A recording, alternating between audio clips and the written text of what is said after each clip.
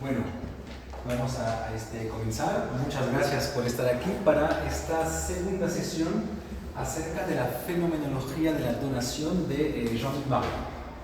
¿Se acuerdan que la última vez, para resumirlo en una sola palabra, habíamos visto que para poder ampliar realmente la fenomenología había que sustituir el don al ser, ¿ya? Y dejar de decir que los fenómenos son para asumir al contrario que los fenómenos se dan. Así que hoy obviamente vamos a tener que trabajar el concepto de don y preguntarnos qué significa realmente que los fenómenos se den. Por lo tanto, ¿qué significa realmente dar? Para hacer eso, vamos a pasar por dos diferentes críticas que ha recibido Marion en su carrera, y de hecho son dos críticas bastante fuertes. La primera crítica, o la primera dificultad a la cual se enfrentó Marion, es una dificultad que le planteó un filósofo francés que se llama Dominique Janicot. ¿Ya? Y es un filósofo que inventó o que acusó a la fenomenología francesa de haber operado, así nomás sin decirlo, un giro teológico. Entonces existe en la historia de la filosofía una acusación famosísima que se llama el giro teológico de la fenomenología francesa.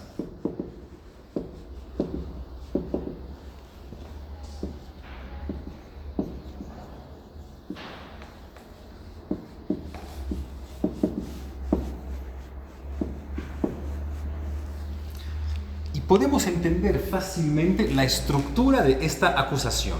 De hecho, a priori, a pesar de que Marion pueda contestarle, no es una acusación tan mala. Consiste en decir lo siguiente. Yo, como me imagino también ustedes, soy muy capaz en mi casa, por ejemplo, sobre mi escritorio, de distinguir los objetos que están simplemente ahí y los objetos que me han sido dados. Los puedo muy rápidamente clasificar, ¿ya? Y bien veo que en mi casa, no todo lo que hay en mi casa me ha sido dado, ¿ya? Los pocos objetos o las pocas cosas que yo tengo en mi casa y que me han sido dadas, las puedo identificar por la simple razón que sé quién me los ha dado. Tal como si, a diferencia de las cosas que están simplemente ahí, el don siempre supondría que alguien haya dado. Esa es la dificultad. ¿Por qué eso impacta fuertemente en la filosofía de Marion?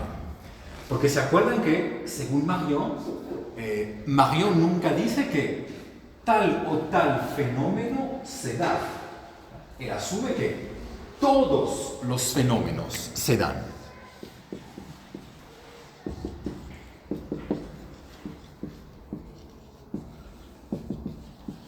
¿Ya? Él asume que es la totalidad de los fenómenos que se dan. Ahora bien, si todos los fenómenos se dan, ¿quién puede dar todo? Pues exclusivamente quien dispone de todo. Por lo tanto, Dios. ¿Ya? Si ven que el simple hecho de decir que todos los fenómenos se dan, deja a entender que así nomás, sin decirlo, casi a escondidas, Marion está reintroduciendo en la fenomenología el concepto de Dios. Con esta idea, según la cual, si hay en español se dice donador o donante. Donante. Si existe un donante. ¿Los dos? ¿Sí? española de Marion dice donador. Digamos donador, ya no pasa nada. Si existe un donador universal que tiene la capacidad de dar todos los fenómenos, pues solo puede ser en realidad una persona. Precisamente Dios. ¿Ya? El donante universal es Dios.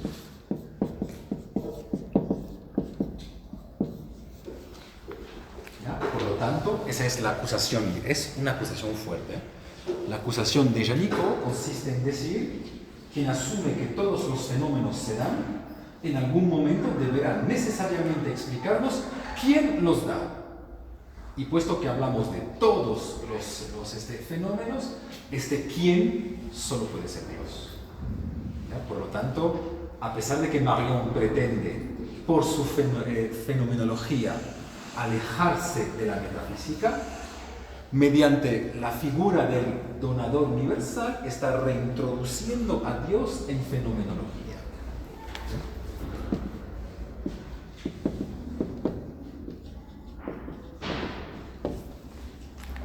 Una especie de reintroducción de Dios en fenomenología. Para contestar a eso no existen 1000 opciones. ¿Borro? Si voy demasiado rápido, me dicen, ¿eh? Pero la idea de denominación es diferente a la que habla en el Nuevo Testamento, ¿no? Esa es la dificultad. ¿Ya? Que se puede caer en el error de confundirlo con... No hay 1000 opciones. O, efectivamente, asumimos que hay un Dios que da todos los fenómenos. Pero entonces, Marion tendría que decirlo explícitamente. O asumimos que los fenómenos no se dan, lo que en la fenomenología de Marion es absolutamente imposible. O, tercera opción, que es la de Marion, asumimos que es posible que haya un don sin que nadie dé. Esa es la opción. Asumimos que pueda existir un don sin donador o sin donante.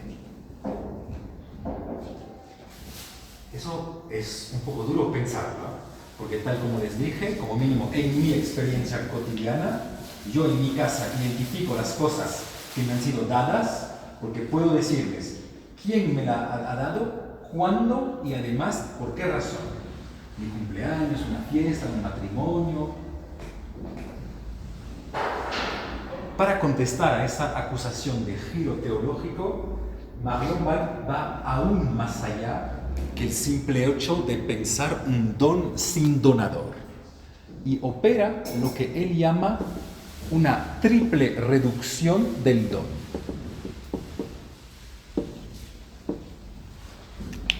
Y dice: no solo debemos pensar que el don es posible sin donador,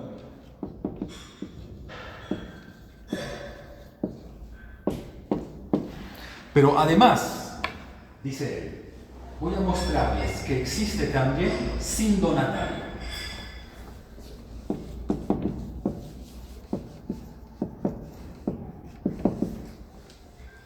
Y además, voy a mostrarles que el verdadero don supone que no se ve nada.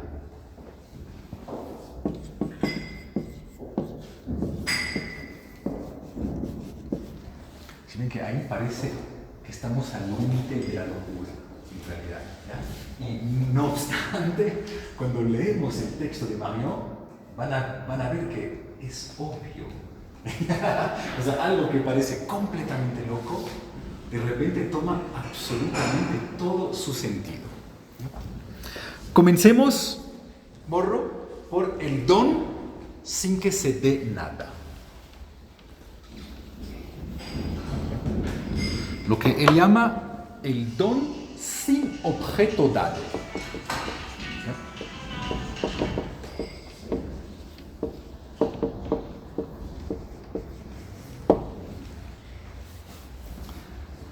Podemos lograr pensar realmente, porque si ven que eso al parecer es extremadamente difícil, porque bueno, bien podemos tener la sensación de que ya, ok, no entiendo bien qué es, pero Un don sin que nadie dé, lo podría aceptar.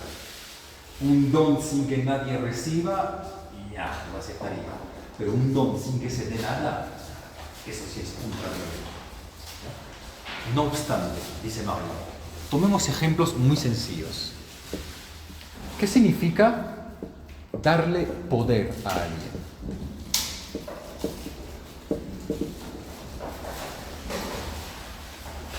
¿Qué significa dar poder? ¿Qué estoy dando cuando le doy poder a alguien? Pues absolutamente nada. Darle poder a alguien, tal como vemos por ejemplo en Hobbes, es decirle a la persona, yo renuncio a hacer ciertas cosas y tú no vas a renunciar a hacerlo. Pero en realidad yo no estoy dando nada. Por ejemplo, yo le doy el poder a la policía francesa de llevar armas. ¿Qué les estoy dando a ellos con eso? Absolutamente nada. Simplemente yo estoy renunciando a llevar un arma, pero no les estoy dando absolutamente nada a ellos. Por lo que es una especie de don sin que se dé nada.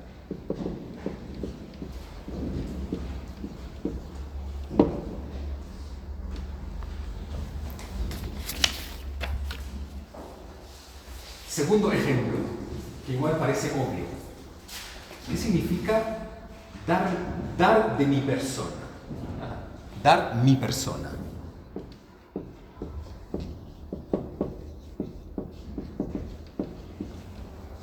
¿Qué pasa, por ejemplo, cuando le doy mi persona a mi esposa como objeto de goce?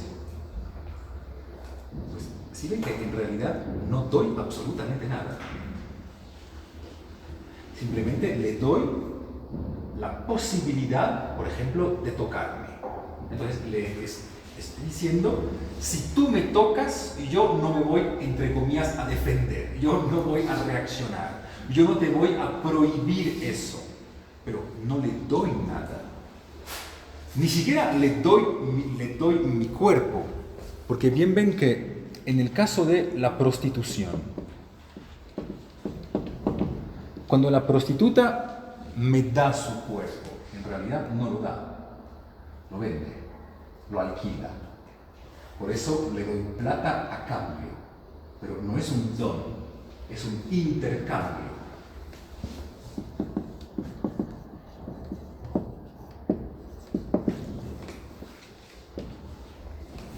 ¿Ves? Segundo don posible, dentro del cual no se da nada. Tercer don posible sin que se dé nada. ¿Qué significa dar mi palabra?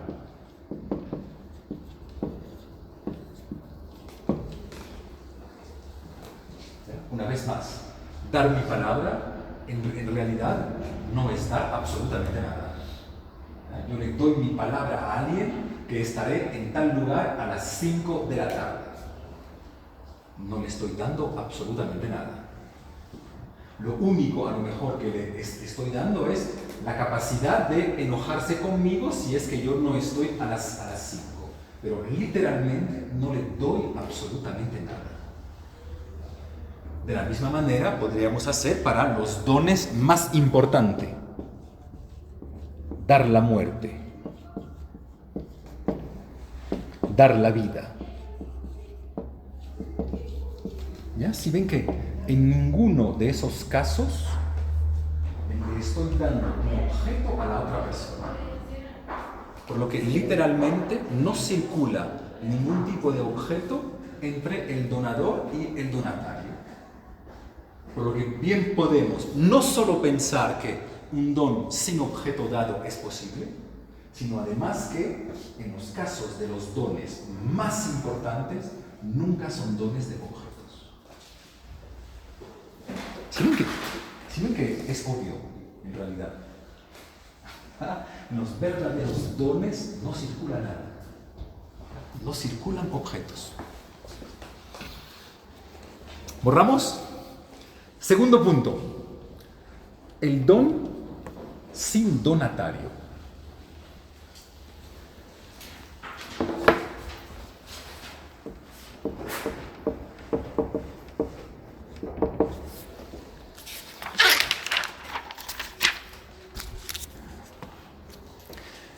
Marion dice, siempre favorece el don el hecho que no haya nadie que yo pueda identificar que esté recibiendo lo que yo doy. Así que favorece el don la ausencia de la persona que recibe o la ausencia de receptor.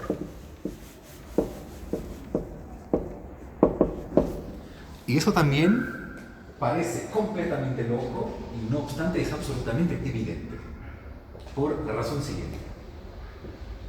Si yo le doy algo a alguien y que esta persona yo la tengo claramente identificada en tanto que persona que recibe mi don,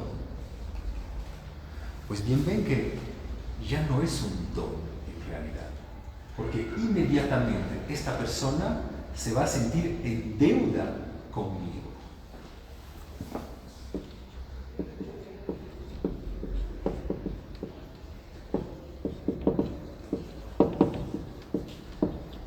¿Ya? Es la vieja lógica de la deuda. Yo le doy a alguien algo voluntariamente para generar cierto tipo de deuda, pero entonces ya no es realmente un don, ¿ya? Es un intercambio. O si yo puedo identificar claramente la persona que recibe mi don o que mi don es un don, pues entonces de inmediato yo recibo a cambio cierto goce moral. Yo sé que doy, por ejemplo, doy para alguna obra caritativa, pero no es realmente un don, porque yo doy plata y a cambio recibo el hecho de limpiar mi conciencia. Pero eso es un intercambio, ya no es un don. Por lo que en un caso ideal, yo debería dar sin saber quién recibe. Un don completamente anónimo. Así nunca estaríamos entrando en relaciones de deudas. Por eso Marion explica, no hay mejor don que el don perdido. Y preferentemente que recuperen mi don mis enemigos. Así estoy seguro que nunca me podrán devolver algo, que será un don realmente unilateral. De ahí la famosa locura cristiana. Las personas que deben amar en prioridad son sus enemigos. Es lo que siempre les recuerdo a mis estudiantes seminaristas cuando hablamos de matrimonio homosexual. ¿Ya? Les digo, ustedes como católicos no deben tolerar a los homosexuales, deben amarles. Es muy diferente. Hay que amar en prioridad a quien salió del camino. No hay que tolerarlos, no. Hay que luchar a favor de ellos y amarles, si son católicos, claro. Si ven, segundo punto que también parece absolutamente obvio, el mejor don es el don en el cual no podemos identificar a la persona que recibe. Porque ahí es el verdadero don puro, que no espera nada a cambio, es el verdadero don desinteresado. En fin, tercer reducción, que es la que más nos interesa, precisamente porque es la que responde a la objeción del giro teológico de la fenomenología. ¿Cómo es posible que exista un don sin que nadie dé? O más bien, ¿qué tanto alguien debe dar para que podamos decir que hay un don? Y comencemos por lo más sencillo. Hay dones que suponen la ausencia del donador para que el don se pueda realizar. Es el caso de la herencia.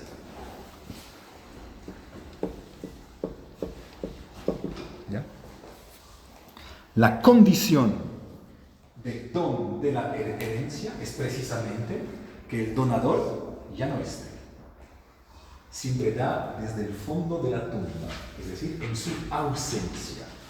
Es un don que sucede sin él. Segundo punto, segundo ejemplo. importante que toma Marion, el don anónimo.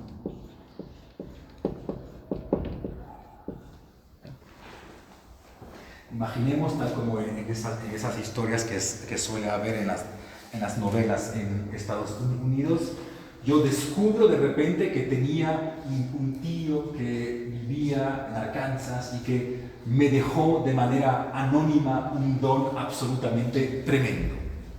Pues eso sería un verdadero don. Yo no le conozco, él a lo mejor no me conoce, y no obstante se va a establecer la relación de don. El mejor don siempre es el don anónimo. Porque una vez más, no puede crear una relación de deuda. Yo no espero nada de él, puesto que no le conozco. Él no espera nada de mí, puesto que él tampoco me conoce. Por tanto, el mejor don siempre sería el don anónimo. Y hay una tercera figura que toma Marion, que es muy interesante. Es lo que él llama el don inconsciente. Y dice que en realidad las personas que realmente dan nunca saben qué dan. Y toma 3 ejemplos sobre los cuales les invito a meditar. Los artistas. Un artista nunca sabe realmente si le dio placer estético a la gente o no. Es un poquito misterioso. Él no sabe realmente lo que su exposición va a dar. Es el caso también de los deportistas. El deportista tampoco sabe realmente si le da placer a la gente. A lo mejor hay personas que no reciben nada. Él piensa dar muchísimo y las personas no reciben absolutamente nada. O al contrario, él no piensa dar y su simple presencia da muchísimo para la gente. Y tercero, el don del amante. Y tal como nos invita a meditarlo Marion, uno nunca sabe realmente si le da placer al otro en la relación sexual. Porque nunca tenemos acceso al placer del otro. Por mucho que el otro se mueva, grite, haga lo que haga, nunca sabemos realmente lo que siente. ¿Ya? Por lo que nunca sabemos si estamos dando o no. Por lo que si ven que lo que parecía absolutamente misterioso, pues ahora podemos entenderlo perfectamente. El mejor don es el don en el cual no se da nada, nadie da y nadie recibe. ¿Sí ve que es una concepción del don un poco misteriosa, pero a la vez muy racional, porque los ejemplos que hemos tomado no tienen nada de teológico, de misterioso, no, son ejemplos muy sencillos. ¿Ya? Por lo tanto, de esta manera se podría contestar al famoso giro teológico de la fenomenología. ¿Cómo es posible que todos los fenómenos se den? Pues es posible a partir del momento en el cual entendemos que para que se den es necesario que nadie los dé. ¿Quién da a los fenómenos? Nadie. Y es por eso que se dan. Nadie los da. Y por eso se dan.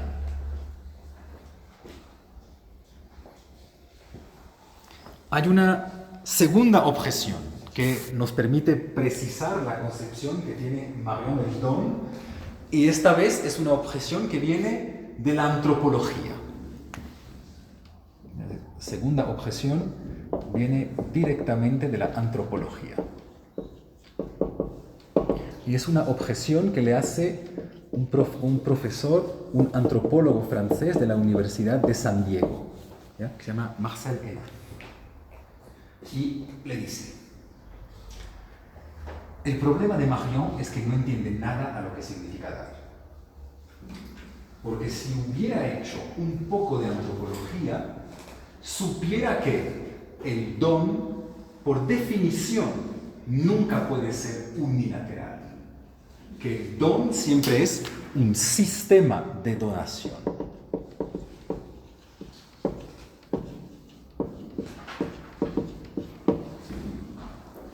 Y retomando el famoso libro Ensayo sobre los dones de Marcel Mauss,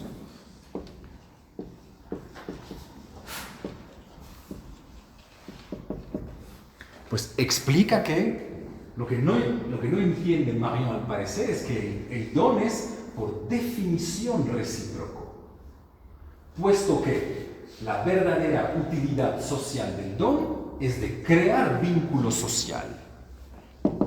Por lo tanto, el don sería, según la antropología, por definición recíproco, para poder generar vínculo social.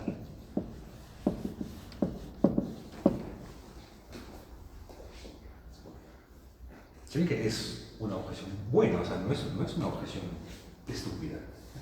¿Existe realmente este don unilateral del cual Marion nos habla? O eso solo existe en los libros de teología, pero la realidad antropológica es que todo don genera un contradón y que es el papel fundamental del don, el poner en relación a seres humanos mediante círculos de reciprocidad. La objeción es buenísima.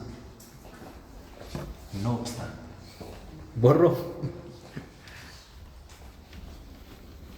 Al final es la objeción de la reciprocidad o del don recíproco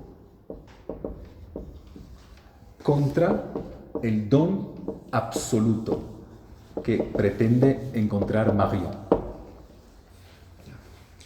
Entonces es necesario hacer todo un trabajo sobre el concepto de reciprocidad. Y consiste más o menos en decir lo siguiente. Lo digo primero conceptualmente y después ya lo explicaremos. Los antropólogos tienen razón desde el punto de vista ontológico. ¿Sí? La ontología da razón a la antropología. No obstante, lo que no entienden los antropólogos es la fenomenología, porque la fenomenología le da razón a Marion. por decirlo de otra manera, porque él lo dice explícitamente, lo que no entienden los antropólogos es que siempre debemos distinguir cómo funciona el don, o sea, lo que el don es, y cómo aparece el don a las personas que están en el sistema de donación. Debemos oponer el ser del don al aparecer del don.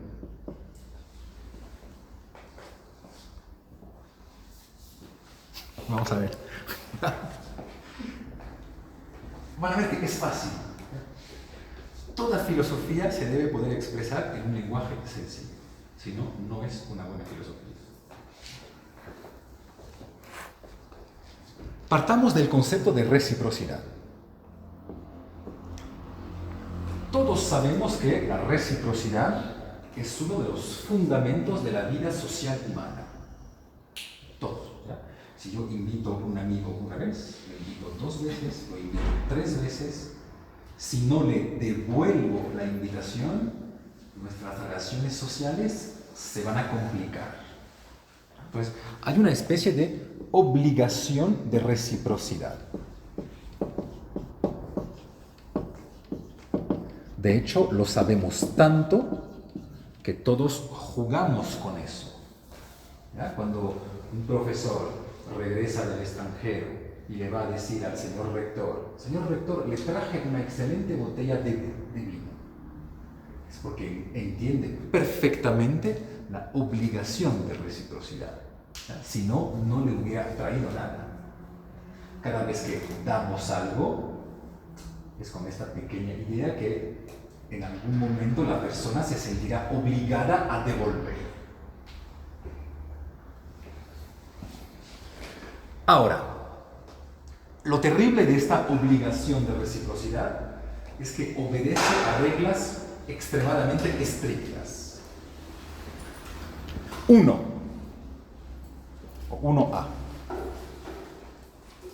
si bien tengo la obligación de devolver, no puedo devolver mucho más que lo que yo he recibido.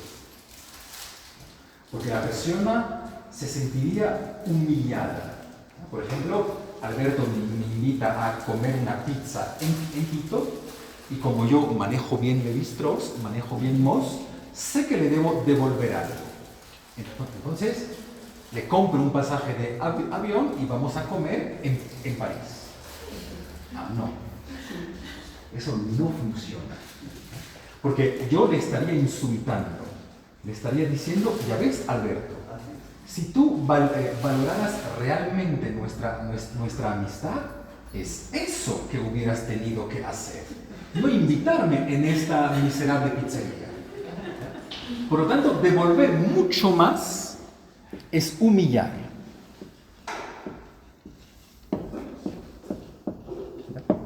Y también daña la relación. Pero tampoco puedo devolver mucho menos. Si él me invita en París, yo no puedo invitarle en McDonald's. Porque en este caso ya no le estaría humillando, sino que le estaría insultando.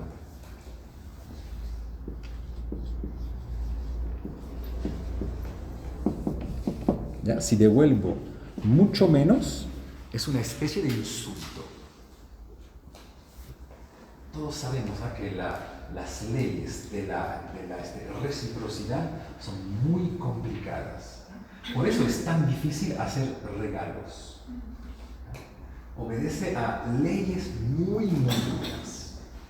Bueno, hemos leído bien Moss y Lévi-Strauss. Sé que debo devolver, pero no puedo devolver mucho más y no puedo devolver mucho menos. Bueno, pues la solución ya está. Devuelvo exactamente lo que recibí.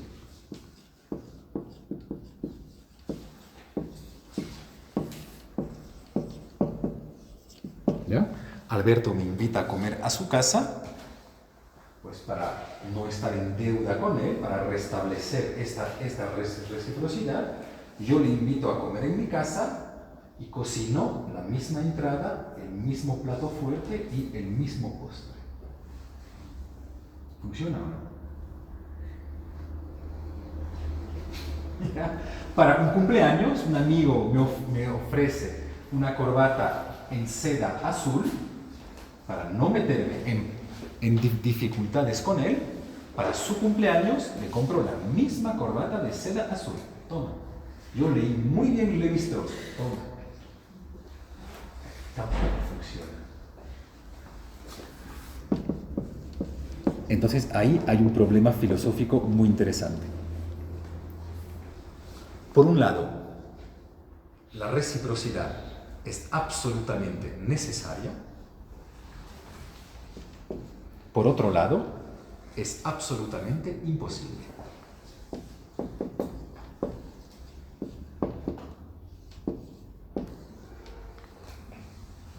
Es decir, hay una imposible posibilidad de la reciprocidad. ¿Quieren que eso todos lo vivimos? Y lo vivimos sobre todo en la Navidad. Por eso la Navidad es horrible, ¿ya? Porque ahí estamos realmente frente a los problemas antropológicos fundamentales. ¿Qué voy a regalar a tal persona? Y debo ya un poquito prever lo que él me va a regalar. Entonces, cada vez que estamos frente a dificultades de este tipo en filosofía, imposibilidades necesarias, ¿ya? O posibilidades imposibles, pues siempre hay que llamar a Derrida,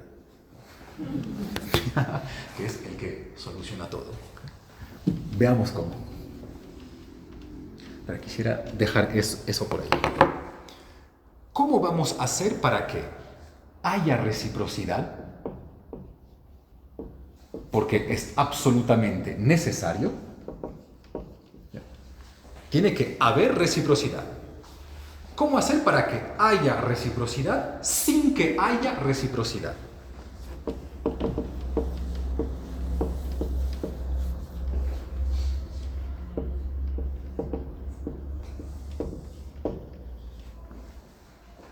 Ese es el reto, ¿eh? Tiene que haber reciprocidad sin que haya reciprocidad. Pues tal como siempre hace Derrida, vamos a diferir.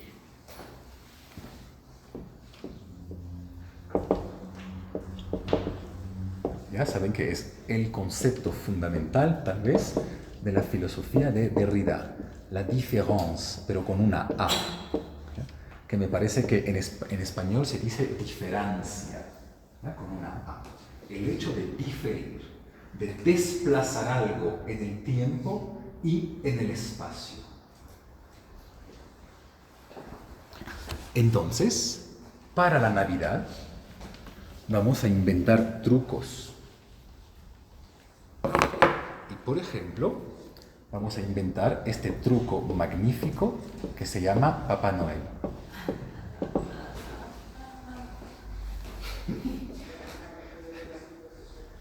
¿Cómo hacer para evitar esas tres dificultades que teníamos en las relaciones que yo tengo con mi hermano? Pues es fácil. Yo no doy ningún regalo, lo da Papá Noel, y ella no da tampoco ningún regalo, lo da Papá Noel. Hay reciprocidad, ella recibe un regalo y yo recibo un regalo, pero no es una reciprocidad directa entre los dos. Es una tercera instancia que en la sombra, tal como una especie de mano invisible, da.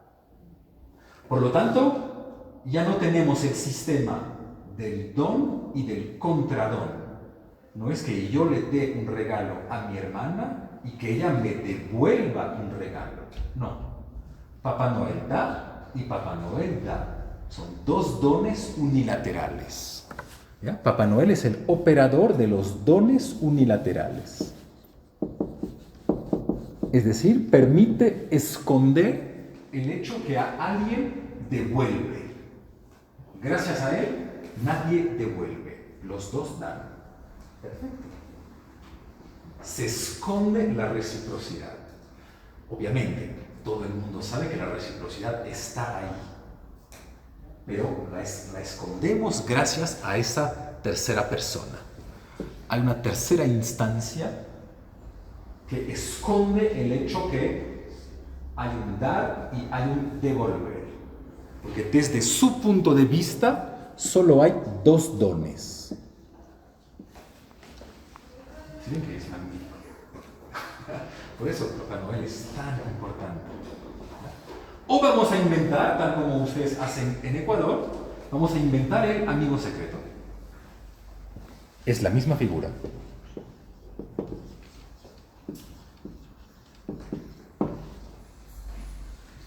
Todos vamos a dar y recibir, pero como nadie sabe quién da y quién recibe, pues solo recibimos. Yo recibo algo. ¿De quién? De nadie. Pues por lo tanto, no estoy en deuda con absolutamente nadie. No hay reciprocidad directa. No es que yo le compre un regalo a alguien y él me compra un regalo a mí. Todo eso lo disfrazamos, lo escondemos. El objetivo siempre es esconder la reciprocidad. Ese es el reto. Si ven que ya comenzamos a entender la ruptura que había puesto ahí entre el ser de la reciprocidad y el aparecer de la reciprocidad. Hay reciprocidad, pero la escondemos. Su ser y su aparecer son dos cosas diferentes. Hay una tercera opción que estoy seguro que también todos utilizan. Vamos a fingir. Estoy seguro que todos hacen eso. Espero que todos hacen eso. Yo vengo de una familia mediterránea. Por lo tanto, sé que para cada Navidad mi mamá me va a hacer un regalo. No hay otra opción. O sea, o bien falleció o me hace un regalo. Son las dos únicas opciones que hay. No obstante, cada Navidad, cuando ella me da un regalo, debo fingir sorpresa. Debo decir, mamá, pensaste en mí. Yo sé que ella va a pensar en mí. ¿Ya? Pero no puedo decirle, mamá, leíste bien, Moss, yo también tengo un regalo para ti. Toma, intercambiemos regalos. No, debo fingir con una emoción para poder esconder el carácter exclusivamente mecánico de la reciprocidad.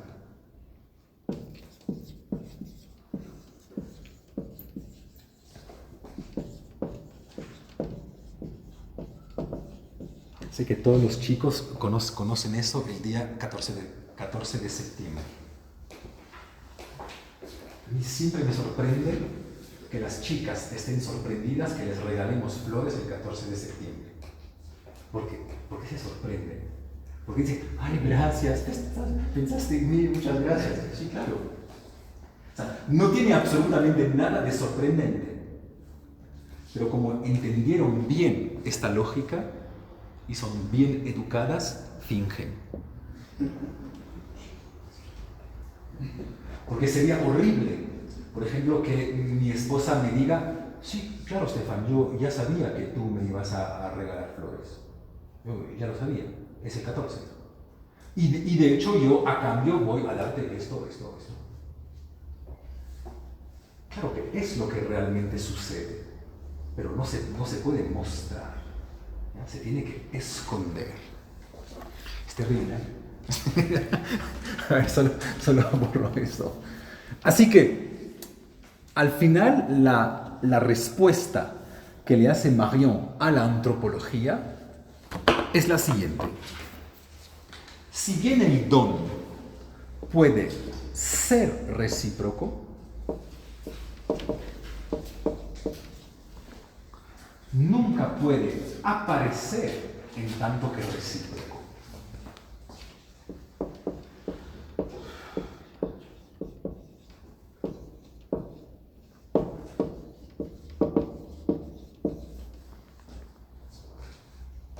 De hecho, nunca pueden decirle ustedes a un amigo vuestro, quiero invitarte para devolverte la invitación.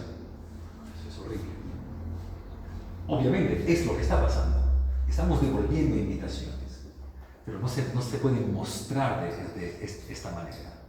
¿Ya? Hay que decirle, quiero invitarte porque eres mi amigo y me gusta muchísimo pasar tiempo contigo. Nunca se le puede decir, quiero devolverte la invitación para que no estemos tú y yo en una deuda social.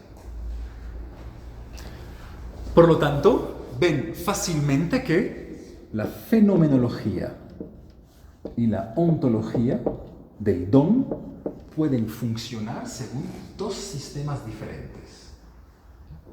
Para que el ser del don se puede dar, nunca se tiene que dar su aparecer. Un don nunca puede aparecer en tanto que don, a pesar de que lo sea, pero nunca puede aparecer. Y de hecho, todos conocemos eso. Yo nunca puedo ir a verle a alguien y decirle, mira, toma en cuenta lo extremadamente generoso que doy por darte eso. No, eso anularía el don. Porque si alguien me dice eso, de inmediato siento que espera algo a cambio, que es una especie de estafa. Por lo tanto, el verdadero don siempre se esconde.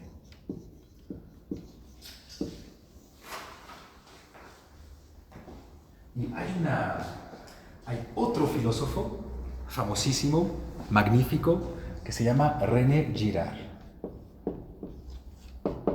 que intentó explicar por qué la reciprocidad se debe esconder.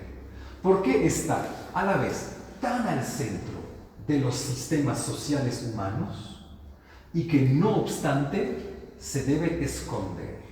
Porque si ven que es algo sumamente paradójico que lo fundamental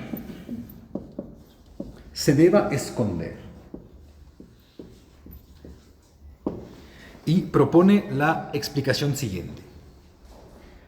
Si la reciprocidad se debe esconder, es por razones casi prehistóricas. Porque nosotros en nuestras sociedades civilizadas solemos pensar que lo que se intercambia o lo que entra en juego dentro de relaciones de esta reciprocidad, pues son todos los ejemplos que yo les di. Invitaciones, regalos de Navidad, etcétera, etcétera. Pero él nos recuerda algo que creo fundamental y dice: las primeras cosas que se intercambian son los golpes.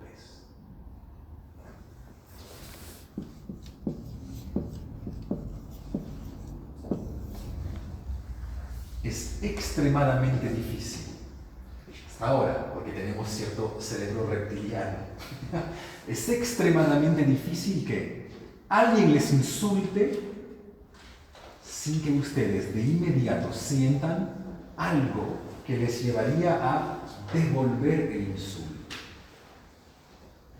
Lo que entra de manera prioritaria en las relaciones de reciprocidad es la violencia.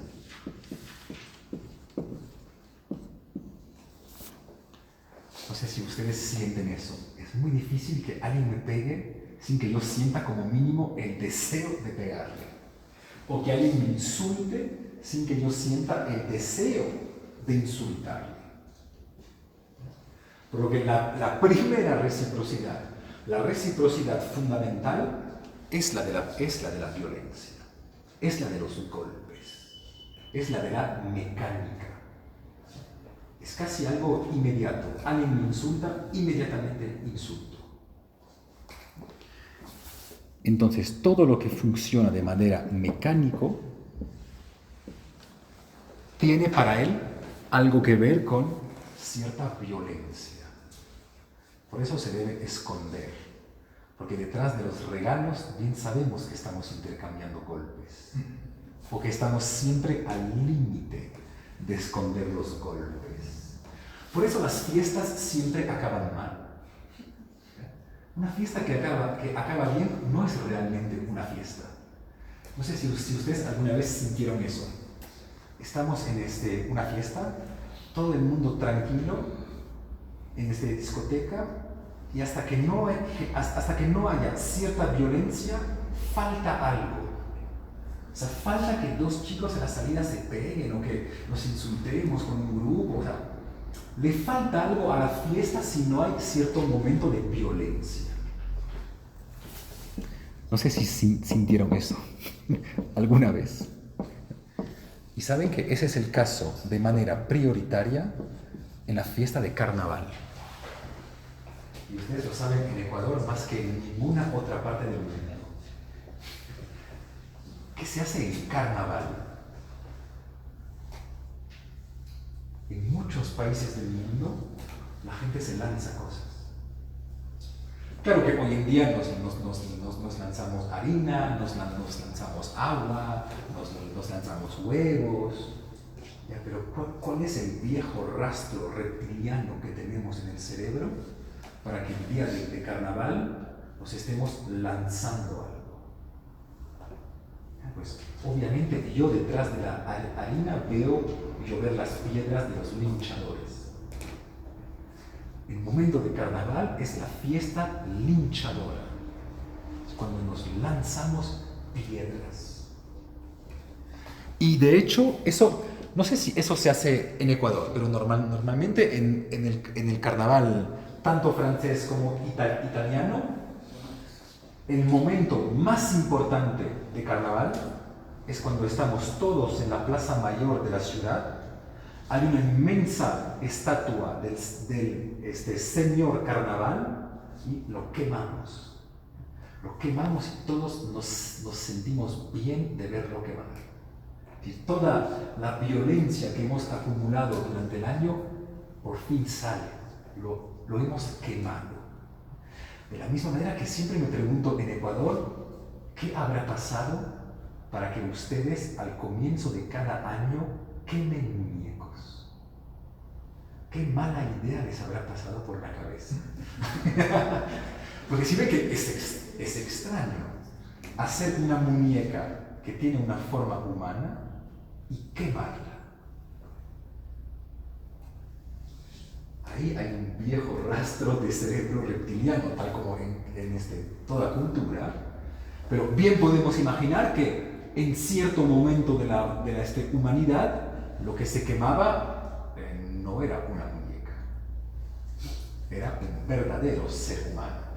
De la misma manera que para la fiesta de carnaval, bien podemos imaginar que en algún momento realmente se quemaba alguien, que no era una muñeca. Así que si ven que se puede responder tanto a la objeción fenomenológica, según la cual, ¿quién da? Nadie. Y es precisamente por eso que hay don. Es porque nadie da que hay don. Y también se puede responder a la objeción de la antropología diciendo que en realidad el don no puede aparecer en tanto que sistema de don y de contradón, sino que como mínimo al nivel del aparecer, siempre dos dones deben aparecer como un don más un don, y no como alguien que da y alguien que devuelve. Debemos hacer creer que las dos personas a la vez están dando, escondiendo este gesto peligrosísimo que es el gesto de devolver. Nunca puede aparecer el devolver.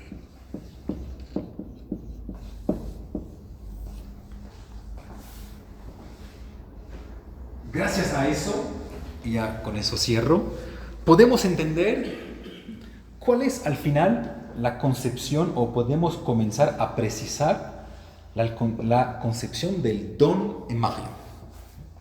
Y vemos que se basa mucho más en el donatario que en el donador.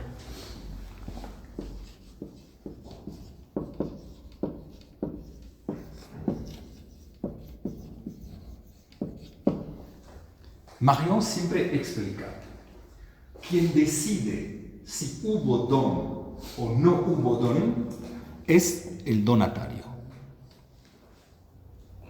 Y el mejor ejemplo para poder explicar eso una vez más les va a parecer evidente. El mejor ejemplo es, una vez más, es un ejemplo que Marion toma muchísimo: el amor. Ustedes saben que es imposible mostrarle a alguien que le ama. Es imposible mostrarle a alguien que le ama. Es más imposible aún demostrarle a alguien que le ama. El amor no se puede ni mostrar ni demostrar. Si alguien les dice que quiere que les demuestre su amor, huyan. Ni siquiera negocien, huyan inmediatamente. Por la razón siguiente: nada de lo que el donador pueda hacer puede evidenciar que hay un don de amor.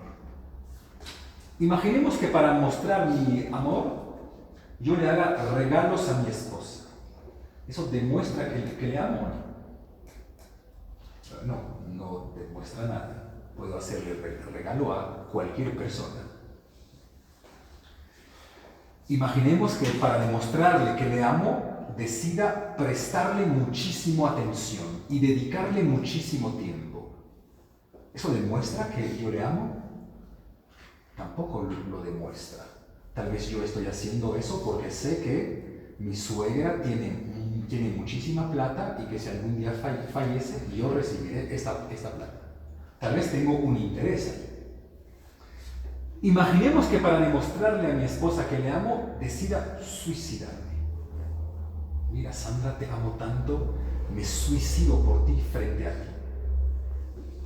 ¿Eso demuestra que le amo? Tampoco lo demuestra. A lo mejor demuestra alguna patología mental. Mira. Pero, en ningún caso demuestra que yo le estoy amando. ¿Qué sería necesario para que aparezca el hecho que yo le amo?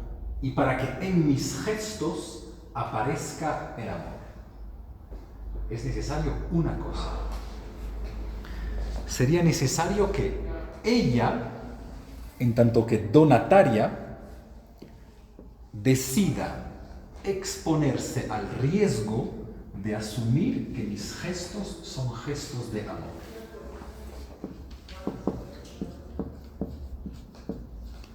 Ella debe exponerse al riesgo de interpretar o de recibir mis gestos tal como si fueran gestos de amor.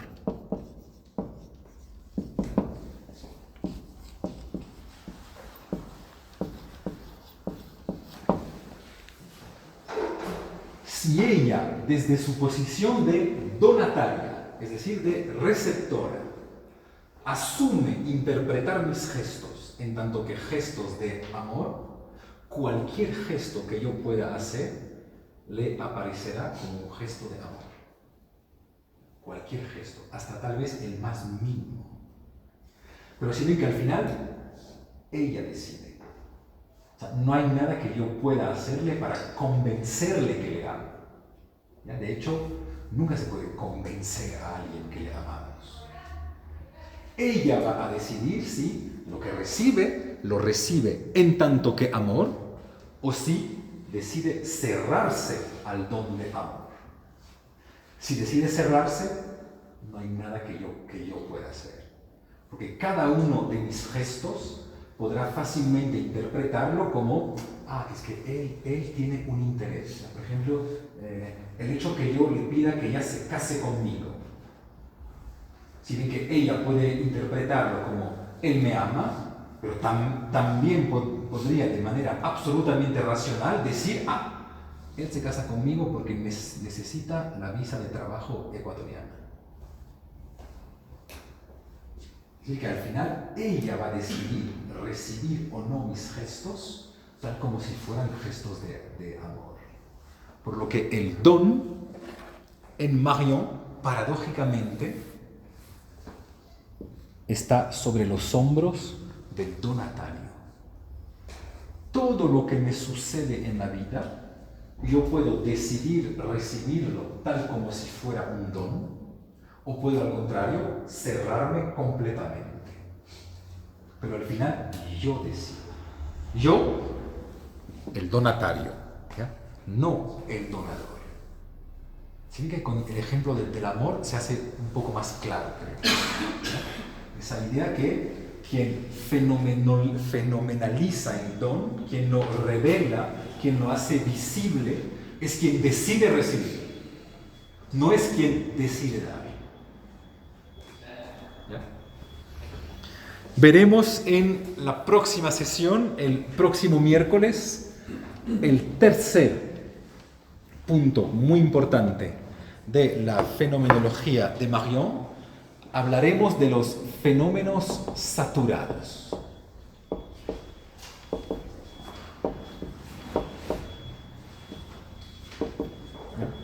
Próxima vez hablaremos de los fenómenos saturados. Les deseo una excelente semana. Muchas gracias.